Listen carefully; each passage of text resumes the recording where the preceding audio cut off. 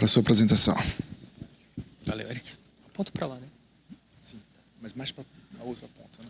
Tá, obrigado.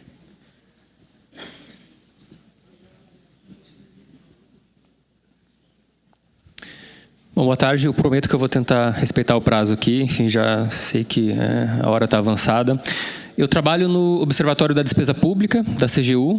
Nós somos o Laboratório de Ciência de Dados da CGU.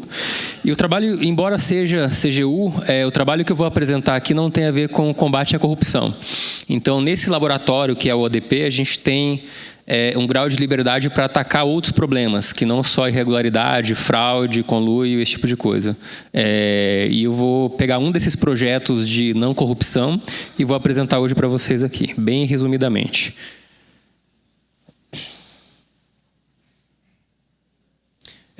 O governo federal ele é o maior dono de imóveis do Brasil. Ele tem mais de 700 mil imóveis no Brasil inteiro.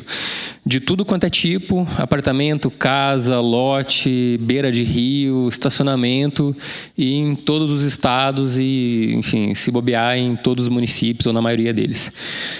Só que o governo federal ele administra mal esse patrimônio imobiliário. Não porque, enfim, por desídia, nada, mas porque é muito difícil você gerenciar mais de 700 mil imóveis. Enfim, uma quantidade muito grande. Qualquer imobiliária ia sofrer muito para conseguir fazer isso. E um dos problemas, um dos muitos problemas que existem nesse trabalho é o governo federal saber quanto vale cada um desses imóveis. Você precificar isso. A gente não sabe hoje em dia de quanto é o patrimônio imobiliário do governo federal. A gente sabe quantos imóveis tem, a gente tem algumas informações sobre eles, mas a gente não sabe quanto cada um deles vale, né? E muito menos quanto no total eles valem. Como é que é feita a avaliação de imóveis tradicionalmente hoje em dia? Por meio de laudo de avaliação. Então, você contrata a Caixa Econômica ou algum outro banco ou algum avaliador credenciado, a pessoa vai lá, dá uma olhada naquele imóvel e, idealmente, se a pessoa fizer o trabalho dela minimamente, ela vai coletar dados sobre imóveis semelhantes àquele e vai usar esses dados para gerar um modelo preditivo e aí vai usar esse modelo preditivo para estimar o preço do imóvel que está sendo avaliado. Então, para quem está familiarizado com regressão, o avaliador ele vai coletar dados sobre 50 apartamentos parecidos com aquele que está sendo avaliado, e aí vai rodar uma regressão onde o Y, onde o alvo aí é o preço, e onde as features são metro quadrado, localização, quantas vagas de garagem, coisa e tal. E aí esse modelinho vai ser usado para gerar uma estimativa de preço para o imóvel, para o apartamento que ele está avaliando. É um processo bastante manual, trabalhoso, demorado e caro. Esses laudos custam caro. Enfim, esses dias eu vi um laudo que custou R$40 mil para a administração pública. Então, o contribuinte pagou R$40 mil para que o avaliador fosse lá, olhasse aquele imóvel, coletasse dados sobre alguns outros imóveis e rodasse um modelinho de regressão. Não dá para você, isso não é escalável, não dá para você fazer isso para 700 mil imóveis. Enfim, é muito imóvel para você ficar pagando laudo de avaliação para eles. Não tem dinheiro que chegue, enfim. Boa parte do patrimônio imobiliário iria embora, seria gasto pagando laudos para que fosse avaliado o patrimônio imobiliário. Então, não tem sentido fazer uma coisa dessa. O que dá para fazer? Como é que dá para resolver esse problema? Ou, pelo menos, tentar começar a resolver? Bom, primeiro, só algumas informações sobre os laudos. Os laudos, em geral, são mal feitos. Tem alguns que são bem feitos, mas, em geral, eles coletam dados sobre poucos imóveis, sobre, em geral, menos de 100. Eu já vi laudos usando 18, 20 imóveis. Mesmo quando o laudo é da própria Caixa Econômica, que tem 1 tonelada de dados sobre imóveis. Então, a Caixa Econômica ela tem 70% dos financiamentos imobiliários do Brasil. Então, ela tem muito dado sobre que imóveis existem, as características deles e quanto eles valem. Poderia usar isso, mas por alguma razão burocrática, sei lá, não usa. As amostras são excluídas do modelo sem explicação. Então, o avaliador diz que coleta dados sobre esses 50 apartamentos, mas aí 10 ele deixa de fora e ninguém sabe por quê, como. As variáveis escolhidas, as features, então metros quadrados, distância do metrô e tal, são escolhidas de maneira arbitrária, são transformadas de maneira arbitrária. Então, às vezes você tem garagem ao quadrado, às vezes você tem garagem, às vezes tem o log da garagem, então não fica claro por que aquilo está acontecendo. Tem variáveis codificadas incorretamente, então, por exemplo, o tipo de uso, se é um imóvel residencial, comercial, industrial. Eu já vi laudo que codifica isso de 1 a 5. Não é uma variável quantitativa, não é uma variável original. Você não pode fazer isso, você tem que binarizar essa variável, ter colunas de zeros e uns ali. Então tem erros primários. A impressão que dá quando a gente lê esses laudos é que realmente falta muita coisa ali. Mas esses nem são os problemas mais graves, esses que eu citei até agora. Para mim, o pior problema é que não tem nenhuma separação das amostras, dos imóveis usados ali naquela regressão, entre amostras de treinamento e amostras de teste. Então, o avaliador ele pega, coleta dados sobre, 40 imóveis, roda uma regressão e acabou. E é aquilo. E aí ele vai usar essa regressão para gerar uma estimativa para o imóvel que está sendo avaliado. Mas sem nenhuma tentativa de avaliar o desempenho desse modelo. A gente não sabe qual é a capacidade preditiva desse modelo. Qual é o erro médio dessa regressão que esse cara rodou? É de 10 mil reais? É de 100 mil reais? É de 1 milhão de reais? A gente não sabe qual é o erro médio desse modelo. Então a gente está completamente no escuro. Isso é muito ruim, enfim, o prejuízo potencial disso é gigantesco. E em geral, quando você aponta isso para os avaliadores, eles respondem com um gráfico desse tipo, em que eles comparam o preço estimado pelo modelo com o preço real, aquele preço observado. Mas eles fazem isso usando as mesmas amostras que eles usaram para treinar o modelo, em primeiro lugar. Então, não vale. Isso aqui é golpe de mão. Enfim, isso aqui é errado, não pode acontecer. O que fica claro ali é que os avaliadores eles não têm um treinamento em estatística. Eles não têm a menor ideia do que está acontecendo ali. O treinamento que eles têm é para operar o software que produz as estimativas. Então, eles alimentam aqueles dados todos de imóveis ali manualmente. E aí tem uns botões lá que eles aprenderam em algum, curso de formação no YouTube ou o que seja. E eles vão lá, apertam aquele botão e o software solta lá umas estimativas e é aquilo. A pessoa copia aquilo e cola num documento Word, que depois vira um PDF e acabou. Então, assim, claramente, essas pessoas não têm capacidade de entender o que elas estão fazendo, os resultados que elas estão produzindo. Dá para fazer melhor? Eu acho que dá. Se você olhar a experiência americana, por exemplo, já tem um bom tempo em que eles estão fazendo isso muito melhor. Tem um site chamado Zillow, que é como se fosse o Wimóveis ou o Zap Imóveis deles. Então, você tem uma casa para comprar, você tem uma casa para vender, você vai lá, anuncia a sua casa, é uma casa de, 800 metros quadrados, tem 5 quartos, tem, enfim, e eu estou pedindo, $900 mil. E eles existem já há um bom tempo, mais de meia década. Então, já tem mais de meia década que eles estão que esse site de anúncios de imóveis está acumulando dados de imóveis, está acumulando informação, está acumulando amostras potencialmente usáveis para treinar um modelo preditivo que te diga quanto vale um imóvel com base nas características dele, né? Então, começou como um site só de anúncios de imóveis e depois de um tempo eles pensaram, não, calma aí, se a gente tem essa informação toda, a gente consegue usar para precificar esses imóveis, para criar um modelinho preditivo que precifique isso aqui. E eles começaram a fazer isso. E eles criaram um produto, uns anos atrás, chamado Zestimate, que é uma página deles, no site deles, onde você entra as características, você alimenta as características do seu imóvel e aí você recebe de volta uma estimativa de preço. Então, sua casa com essas características nessa localidade vale tanto. Com uma margem de erro, é claro, mas eles automatizaram o processo de avaliação de imóveis. Eles conseguiram fazer isso. Claro, não é perfeito, tem erro, enfim, às vezes o imóvel está subavaliado, está sobreavaliado, mas eles conseguiram chegar num resultado bacana. E por que a gente não pode fazer isso aqui também? Por que a gente não pode automatizar a avaliação dos 700 e tantos mil imóveis que o governo federal tem? Porque informação a gente tem sites de anúncios de imóveis, a gente tem o Wimóveis, tem o Zap Imóveis, tem o Viva Real, tem outros menos conhecidos, tem o OLX, tem o Mercado Livre. Então é só uma questão de criar o robozinho para raspar esses sites todos, criar um robozinho de raspagem ali, de scraping, e depois você, enfim, fazer o processamento desses dados, que vão estar bagunçados, vai ser uma maçaroca de HTML e tal, e aí você cria um dataset bonitinho, organizado, e aí você tem a matéria-prima, tem um combustível para treinar o seu modelo preditivo capaz de precificar imóveis, tá? Então, eu escrevi um script de raspagem para eu queria só fazer um projeto piloto, só um testezinho pequeno para mostrar a viabilidade da ideia. Então, eu não estou tentando aqui, por enquanto, precificar os 700 mil imóveis da União. Eu estou tentando precificar só um subconjunto muito pequenininho deles, tá? Então, eu peguei só o Wimóveis, que é um desses sites de anúncios, e raspei.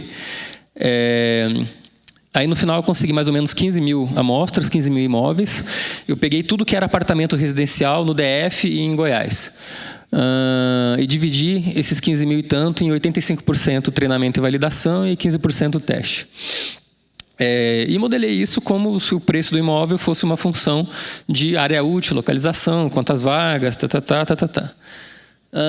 esses foram os resultados. Então, vou tentar dar uma corrida aqui para não ficar sem tempo. Tentei diferentes algoritmos, tentei diferentes coisas com diferentes conjuntos de parâmetros. E aí, o que eu consegui? O que eu estava olhando? Enfim, eu estava olhando o erro mediano absoluto. O erro médio, às vezes, é influenciado por valores extremos, né? Então, tem preços muito altos, preços muito baixos, tal. E eu falei, não, eu acho que essa é uma métrica que pode ser enganosa. Então, eu olhei o erro mediano absoluto. Então, desprezando o sinal. Porque também, de repente, os erros para mais e para menos acabam se cancelando. E para evitar isso, eu peguei o valor absoluto. E o melhor resultado que eu obtive foi com o Random Forest, que deu um erro mediano absoluto de R$36 mil, mais ou menos, que equivale a um erro mediano absoluto de 8,14% do preço mediano que a gente tem no dataset. Tá? Enfim... Isso no dataset de treinamento e validação, tá? Então, fazendo a validação cruzada ali.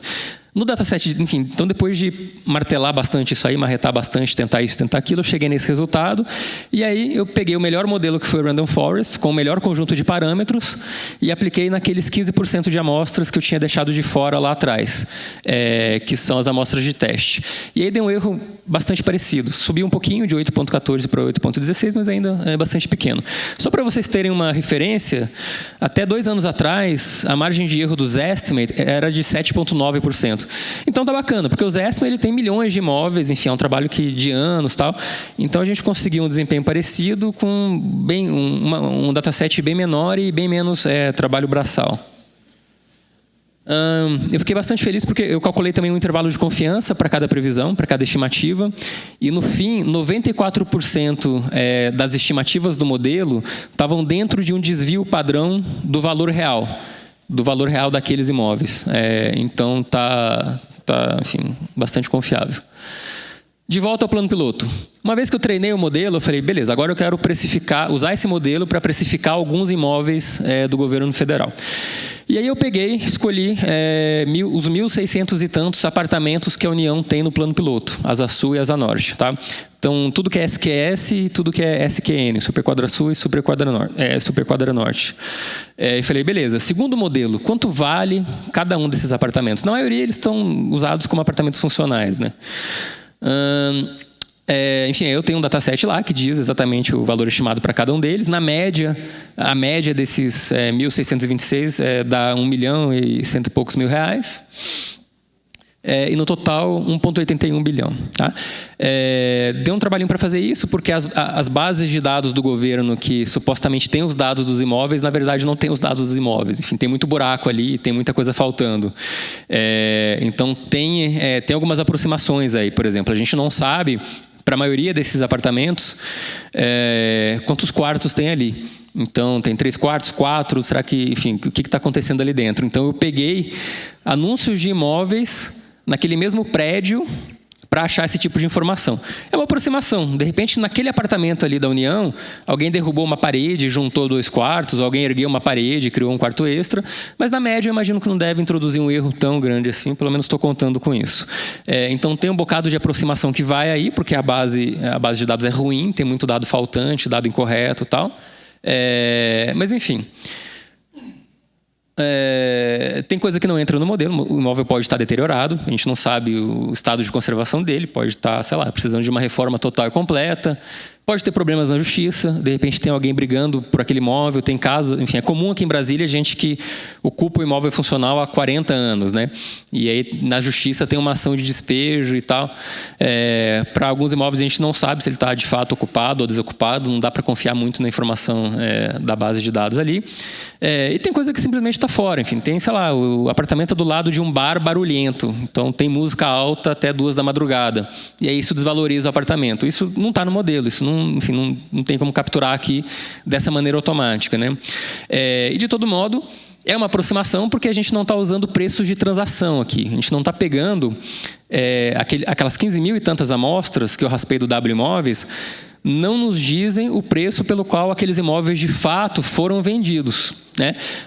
Nos dizem o preço pelo qual aqueles imóveis estão anunciados. E tem uma diferença aí, né? O brasileiro tem uma cultura de jogar, quando vai vender um imóvel, jogar o preço um bocado para cima, enfim, já esperando que vai ter uma negociação e vai ter que comer alguma gordura ali depois.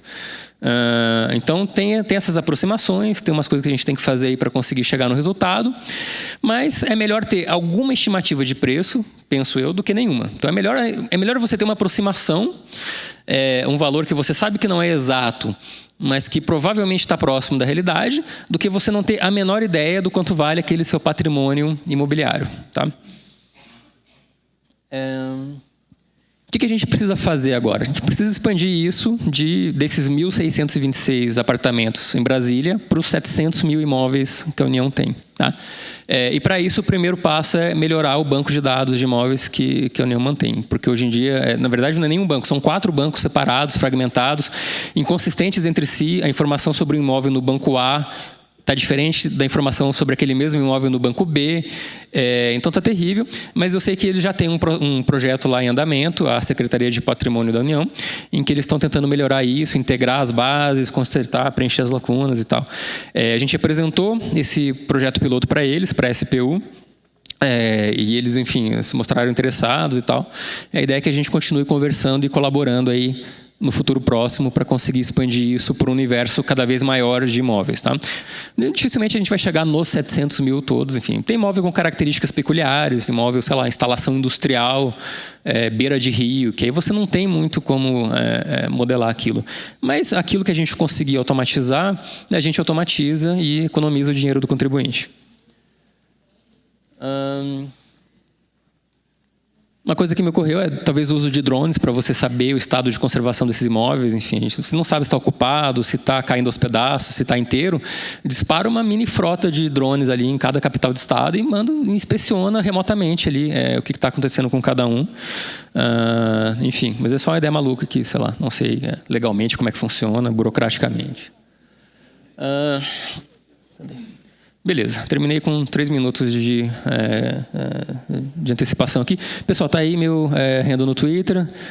Acho que é isso. Obrigado.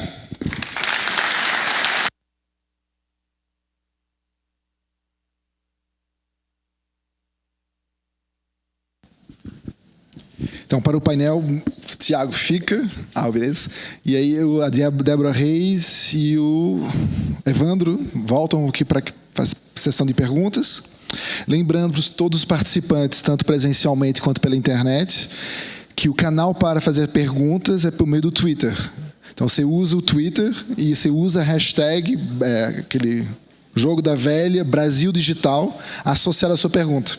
E com isso conseguimos monitorar quem está fazendo essas perguntas. Beleza. Então, vou fazer já uma pergunta para você, que já estava em mente antes mesmo de olhar o que já apareceu. Então, você, no final, você conseguiu comparar os resultados do seu modelo com as previsões dos laudos? Você não mencionou isso.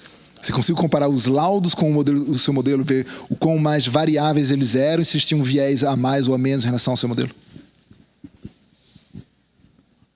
Eu juro que eu tentei, mas o problema é o seguinte, você tem o valor do último laudo de avaliação para cada um desses imóveis, ou pelo menos para parte deles. Mas eles estão muito desatualizados. Então, para boa parte desses apartamentos no plano piloto, o valor ali é R$40 mil, R$50 mil. Então, assim, no fim eu achei que era um exercício que não faria muito sentido, porque o negócio está tão fora da realidade que não tem muito sentido calcular a diferença ali. Então, eu acabei deixando para lá.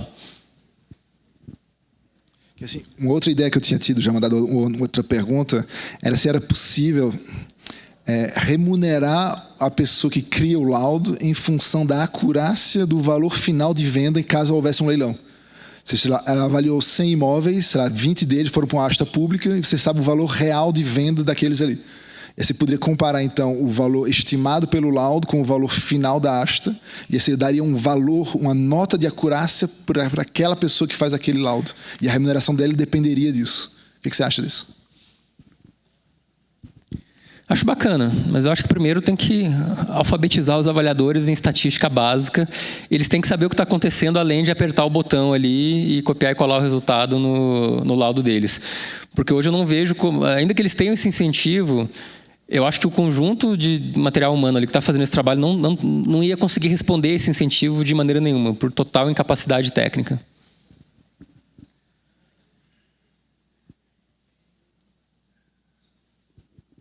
Uma pergunta para o Evandro.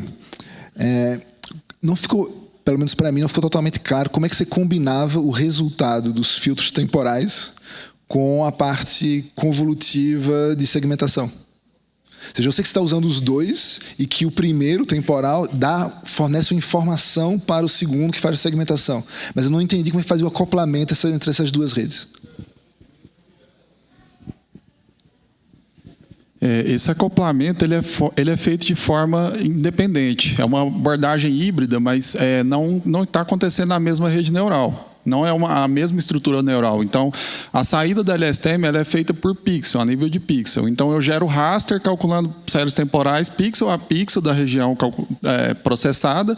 E depois que tiver gerado esse raster, que ele é, na verdade, uma superfície de probabilidade de desmatamento, eu uso ele como entrada da LSTM para poder identificar esses padrões. Então, por exemplo, independente da abordagem que usou uma superfície de probabilidade, eu poderia usar a minha LSTM treinada, a minha UNet treinada para detectar esses padrões espaciais da mesma maneira. Então, são abordagens, de certa forma, independentes, pensando nesse sentido. Mas existe também a possibilidade de colocar as duas numa estrutura só, mas existe uma desvantagem em relação a isso, porque é bom que a gente veja o mapa de calor de desmatamento antes, para ter mais informações, porque às vezes a UNet ela não consegue pegar todos os padrões espaciais, e até para poder também ter um direcionamento, uma indicação de onde você precisa fazer o segundo processamento, né, da UNet. Às vezes você tem lá, separa o seu raster em tiles, tem tiles que não tem nenhuma saída de probabilidade de desmatamento. Aí você ignora eles e processa só os que têm mais informação da primeira etapa. Dessa forma você economiza processamento.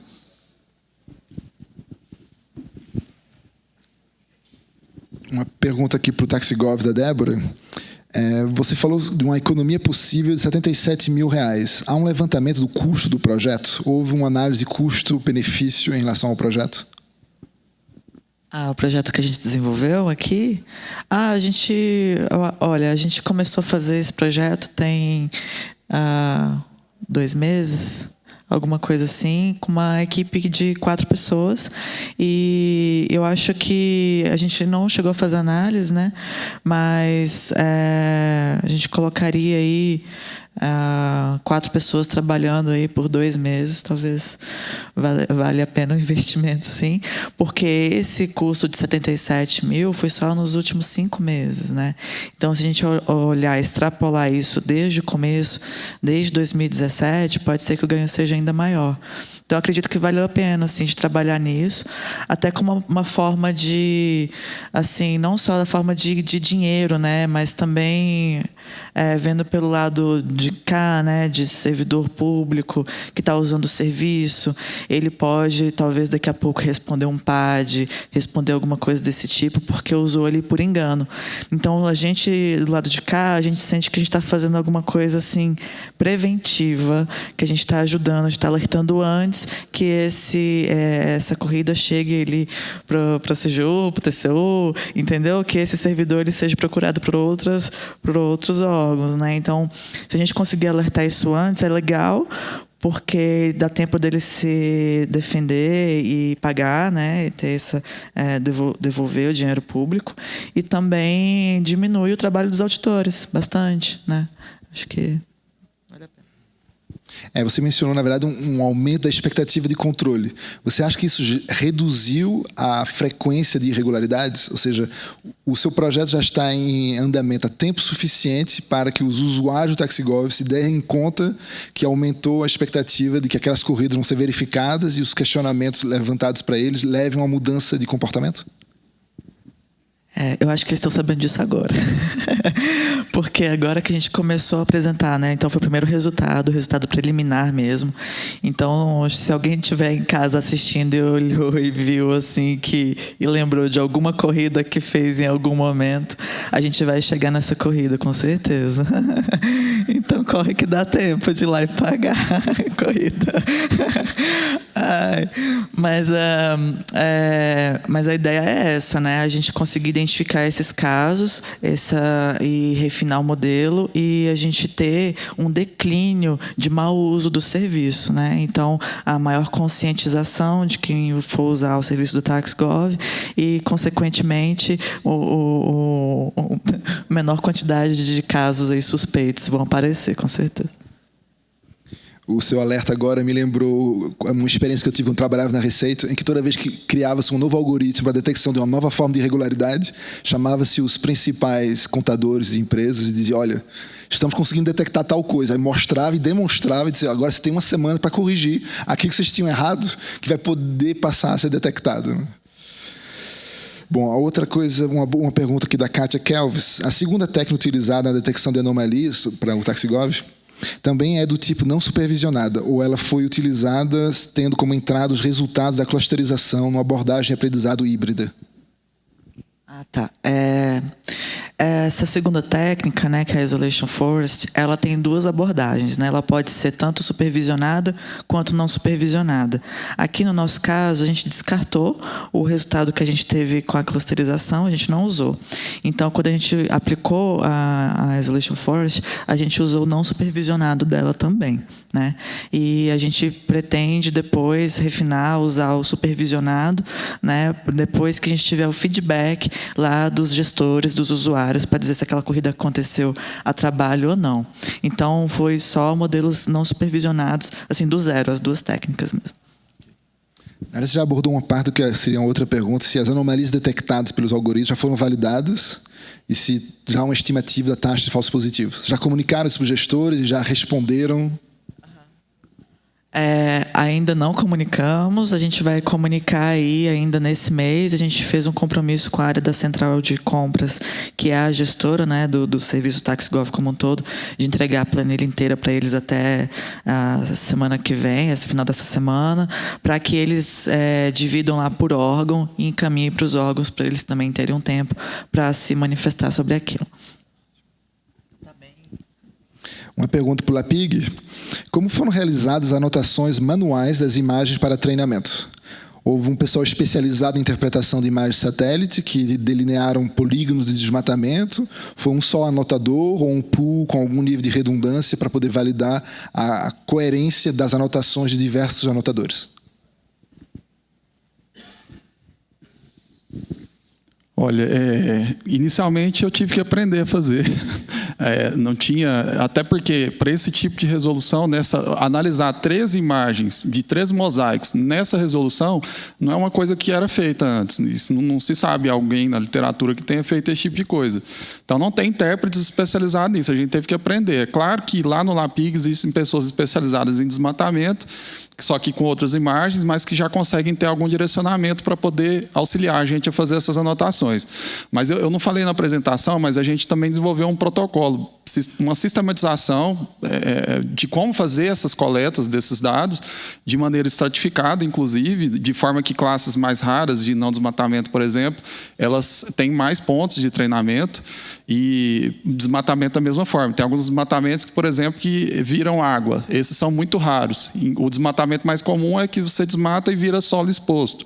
Então, a gente teve, de uma certa forma, balancear essas amostras entre essas subclasses para o modelo ter um desempenho melhor. O jeito ideal de fazer isso é você faz o primeiro desenho amostral, depois você roda o seu modelo e vê onde aconteceu os erros e vai corrigindo os seus dados, né? O que a gente chama de Active Learning. Depois que você faz isso, você vai refinando o modelo cada vez mais de forma a diminuir os erros. Só que não deu tempo de fazer isso. Esse aqui vai ser, eu vou defender dia 24, meu mestrado, com esse trabalho, e não deu tempo de fazer tudo isso, até porque envolve processamento de alto desempenho, a gente teve que trabalhar com GPUs, a gente sabe como que é o pipeline de processamento do Deep Learning. Mas o ideal é fazer vários ciclos de refinamento. Mas o que eu tenho a dizer é que a gente teve que aprender mesmo. Foi do zero mesmo. Foi bastante penoso.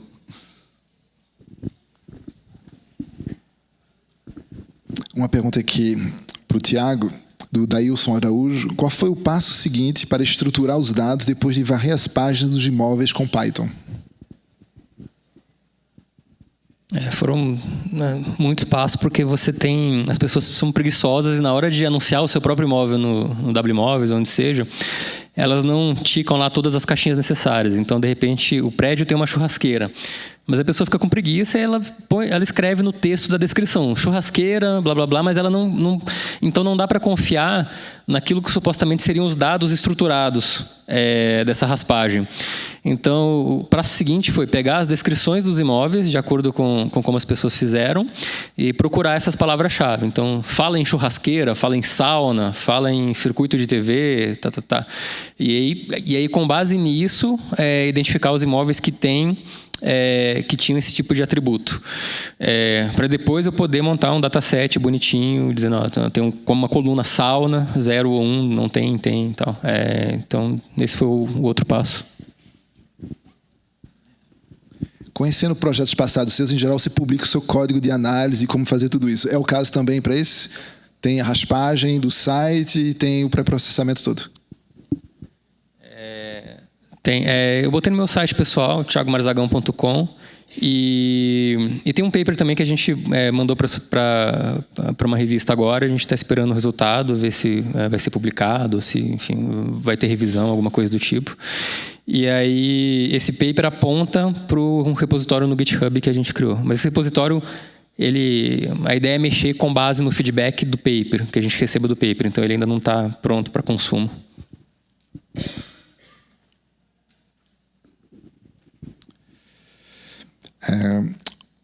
O do Ricardo Lourenço para o Thiago Marzagão. Vocês fizeram alguma tentativa em avaliação de imóveis rurais? No Banco do Brasil, construíram um sistema de valoração de bens rurais e seria legal ver um comparativo. Bacana ideia, não sabia desse sistema. Eu vou atrás, quero ver como é que é, mas não, a gente não olhou imóveis rurais, a gente olhou esses 1.600 e tantos imóveis no plano piloto mesmo.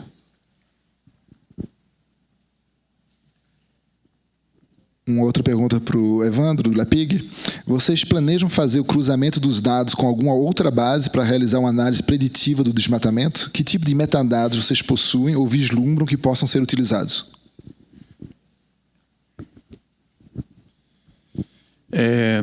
Eu tinha até informado lá nas conclusões, no final, que a gente pretende usar esse sistema, ou pelo menos a mesma filosofia, no Map Biomas Alerta, né? Que eles já fazem meio que um cruzamento de outros sistemas de alertas de desmatamento para poder refinar esses alertas, tanto espacialmente quanto validar se é um falso positivo ou não, por exemplo, né? A gente pretende sim usar isso lá, e eu também mostrei uma comparação breve, mas com o PRODES, né? E, enfim, provavelmente a área do PRODES de desmatamento é subestimada, porque eles não conseguem enxergar pequenos desmatamentos, e essa região do Cerrado que eu trabalhei, especialmente, ela tem muitos pequenos desmatamentos, justamente por aquilo que eu tinha dito, de que é uma área já bastante consolidada o uso dela. Então, sobrou pequenas regiões de mata nativa, de vegetação natural, né? Então, se tiver desmatamento, eles serão pequenos. A soma desses pequenos desmatamentos aumenta substancialmente o número de desmatamento total, se você desconsiderar eles, né? Então, uma das comparações que dá para fazer. Mas, por enquanto, é isso. A única análise que a gente fez, sem tirar nenhuma conclusão precipitada, foram essas. Então, estamos mais ou menos no horário que devíamos concluir a parte de perguntas. Eu vou fazer uma última pergunta do Recortes de Jornal. Para ter uma ideia da quantidade de trabalho, pergunta a todos os palestrantes: quanto tempo e pessoas foram necessários no projeto? Bom, no nosso caso, trabalharam 4 pessoas da equipe, né? Na verdade, trabalharam mais os 3, o Jax, o Christian e o Marcos. E eles gastaram... Sabe, Marcos, mais ou menos quanto tempo? Então, acho que um mês e meio, né, para fazer, porque a gente teve um treinamento no meio, e aí acho que foi isso, tá? Deixa eu só complementar a última, rapidinho. Eu esqueci da segunda parte da pergunta da pessoa. Ela perguntou quais metadados que a gente usa. Nenhum. Os únicos dados que a gente usou foram as 4 bandas, que é uma imagem multiespectral, que tem RGB e NIR. Usamos as 4 bandas sem fazer nenhum índice, nem nada, na filosofia do Deep Learning mesmo, e nada além disso. Mas mais metadados poderiam ser agregados a isso. Por exemplo, a gente poderia usar imagens de radar, que elas diminuem a interferência das nuvens. Elas conseguem enxergar um pouco através das nuvens para saber se houve algum evento de desmatamento, mesmo em regiões onde tem muita cobertura de nuvem, como é a Amazônia. Mas isso é só um exemplo, existem vários outros metadados que poderiam ser incluídos. Quer responder outra?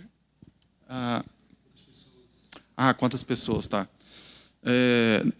Só eu, mais uma pessoa que uma pessoa que era estagiária, agora faz mestrado lá do nosso laboratório, no sentido de ajudar no esforço de coleta amostral. Foi bastante tempo, foi 6 meses, mais ou menos. Eu trabalhei em outras regiões também, eu trabalhei na Amazônia, no Pampa, e eu não fiquei só ali, mas acabou que nesse trabalho e no meu mestrado eu vou focar só no Cerrado, até porque é uma região mais heterogênea, o tipo de desmatamento que acontece lá, tanto espacialmente quanto temporalmente, é muito mais heterogêneo do que a Amazônia, por exemplo. Então, se eu conseguir fazer isso bem lá, já é fácil portar para outros lugares, né? E, claro, teve a ajuda de especialistas do LAPIG no sentido de validar. Eu perguntava para eles, olha, o que é isso aqui que aconteceu? Aí eles me falavam, me explicavam, aprendi muita coisa com eles. E a ajuda técnica, principalmente na parte de geotecnologias do Leandro também, ele foi imprescindível para poder funcionar o modelo final, né? Eu escrevi todo o código, raspei os dados e tal. O Rodrigo, que trabalha lá comigo, ele me deu umas ideias sobre mineração de imagens, porque eu queria usar as fotos dos imóveis para tentar ver se melhorava a predição do modelo. Para pegar, de repente, a qualidade do acabamento, se o imóvel tem, sei lá, uma hidromassagem, alguma coisa assim. E o Léo, que na época era o chefe, ele teve o trabalho de não deixar isso virar uma dissertação de mestrado, enfim, não viajar muito nisso.